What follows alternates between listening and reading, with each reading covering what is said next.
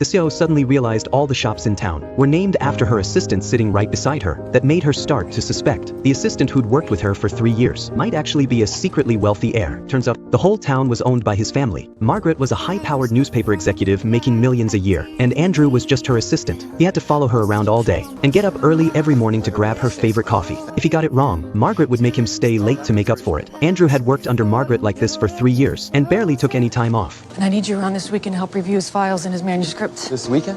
You have a problem with that? No, I just my grandmother's 90th birthday, so I was gonna go home and it's fine. I'll cancel it. Everyone in the office couldn't stand how bossy Margaret was, but because she was so good at her job, the boss always cut her some slack. But this time Margaret made a serious mistake. She was so busy working, she forgot to renew her visa. Now immigration was planning to deport her. Margaret was in shock. She didn't want to lose her career. Just then, Andrew walked into the office, and Margaret got a wild idea. And there's, well, I think there's something that you should know. We're getting married. We are. Getting married. The boss was definitely shocked by the news, but he still said he was happy for her. As long as they get married quickly, Margaret would be allowed to stay in the US. Before Andrew could say anything, Margaret dragged him straight back to the office. I'm not gonna marry you. Sure you are. Bob is gonna fire you the second I'm gone.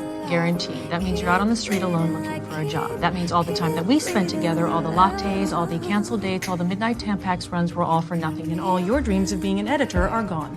Andrew froze. He hated how demanding she was, but after 3 years of hard work, he couldn't afford to lose this job, so he agreed. They made a deal to end the marriage as soon as the legal period was over. Next they went to immigration to register for marriage, but the agent immediately sensed something was off. They clearly didn't act like a real couple. The officer warned them, if this marriage was only for a green card, they'd be committing a federal crime. Andrew started to panic, but then pulled himself together and told a sweet story. He said after so many late nights at the office, he'd fallen hard for Margaret. Their performance barely passed the interview, but the agent warned them they'd each be questioned separately in a week, and if their stories didn't match, they were both going to jail. Outside the building, Andrew said the risk was too high, so he made a new demand. Ask me nicely. Ask me nicely what? Ask me nicely to marry you, Margaret. Surprisingly, the once untouchable actually, she gave in to her assistant just to keep her green card. Sweet. Andrew, I'm listening. would you please, with cherries on top, marry me?